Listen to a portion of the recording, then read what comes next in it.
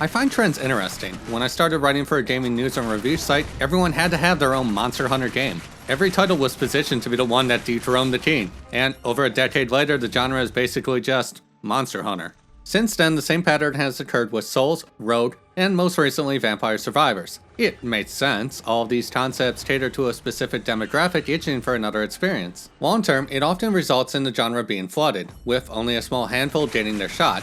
This is basically the situation Reincarnation Insurance Program, or R.I.P for short, finds itself in. With its own twist on the Vampire Survivor formula, does it have the potential to be something big, or does early access leave a lot to be desired?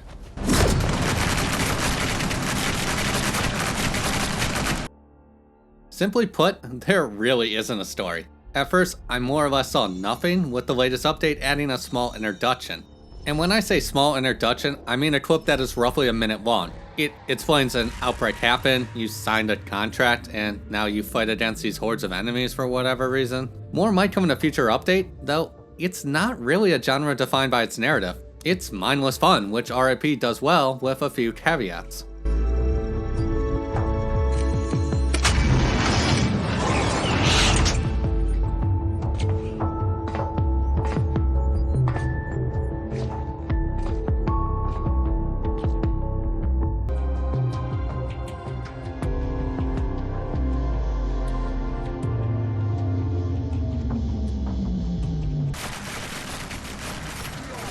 Like the opening, there really isn't a tutorial. Thankfully, this is a very straightforward game. Enemies attack, you shoot in their direction, and then roughly 15 minutes later one side wins. Okay, it's slightly more complicated than this. There's a grenade, each character has their own playstyle, attacks can be dodged, though in the grand scheme of things it's survive for 15 minutes and then defeat a boss. What makes R.I.P unique is the loot aspect.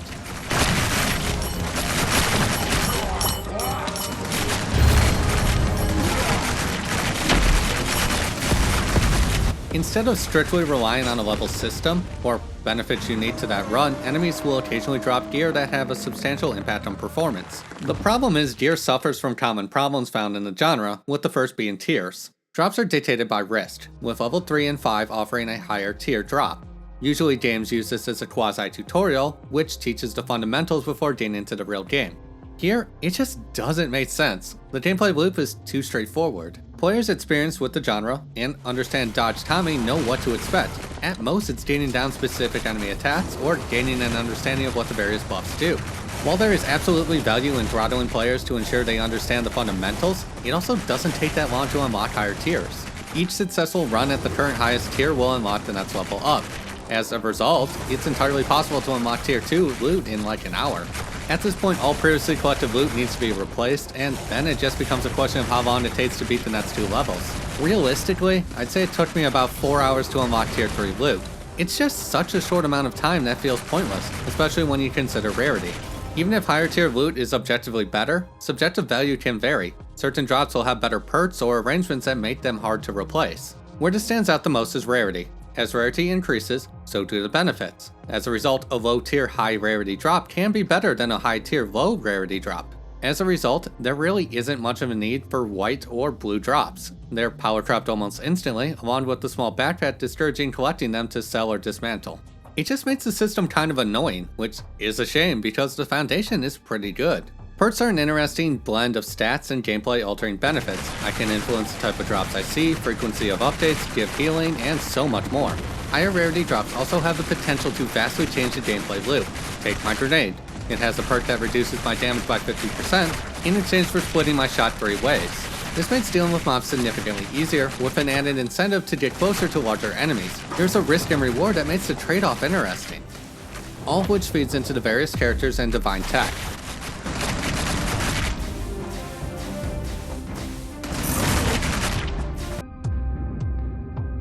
At the time of writing this preview, there are 5 different characters, with 2 more on the way. Each have their own level grid, weapon of choice, armor, and play style. These being SMG, shotgun, grenade launcher, sniper, and bow. Their gameplay loops are also relatively straightforward. Shotgun encourages close range, grenade launcher works best with mobs, sniper is the opposite, with bows alternating between single and multiple shots. In addition to weapons, every character has their own traits to unlock. They can also be used as a guideline on how to build and play said character, something that is extremely important when it comes to divine tech.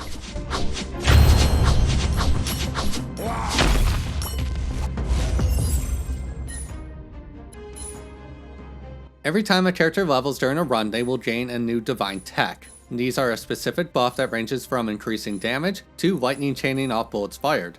Seriously, there are some insane options that vastly change how R.I.P is played, and best of all, it's designed to intuitively push players towards insane builds. This is due to a number of small yet extremely important choices. First and foremost, every run players will be given a number of bans, rerolls, and altars. These can be further increased with equipment bonuses found during a run or via divine tech selection. As the name suggests, each one offers a way to mitigate divine tech RNG. Banning stops a specific benefit from appearing, altar changes the archetype, and reroll will give a different selection for that specific archetype.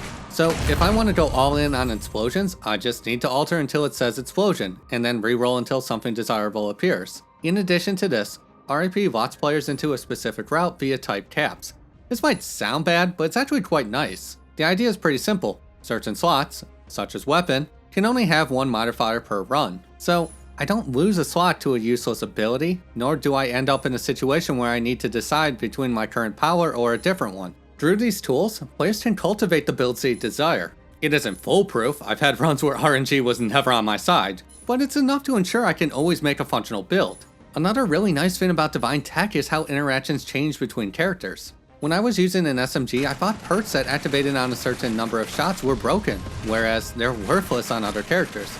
Likewise, ammo regeneration or reload activations felt underwhelming with one and then extremely overpowered on another. I like this because there isn't a set build. Every character pushes their own direction, furthering their own unique gameplay style. It offers a lot of potential, though it's hard to say if R.I.P will ever capitalize on it.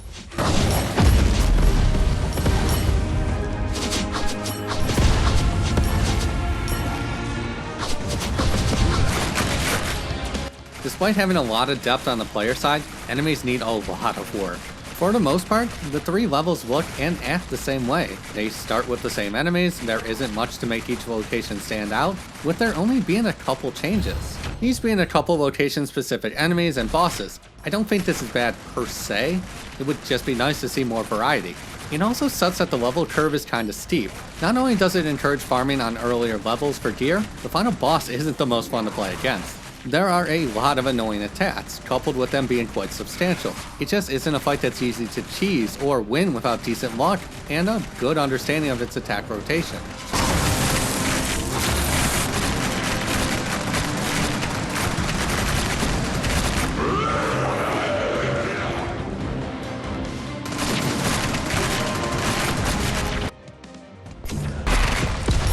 I did this review, like I do all PC reviews, on my ROG Ally, and for the most part, it performed fairly well. It can absolutely handle the extremely hectic and overwhelming stages. However, it is not the most stable. This is to be expected with early access. There will be glitches, errors, and other annoyances. I mostly mention it because it has the potential to be solid on this platform. In addition to that, I experienced a decent number of crashes or just frustrating elements. I imagine most of these things will be fixed and most are not a big deal, but it is something to keep in mind.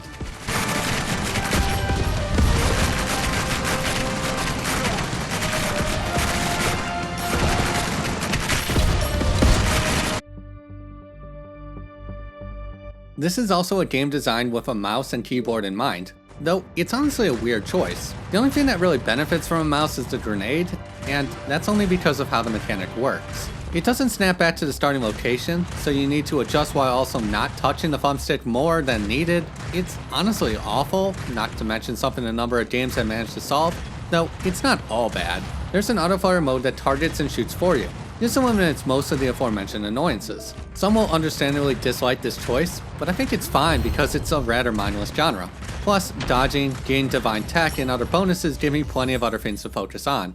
I really just mention it in the event this is a deal breaker.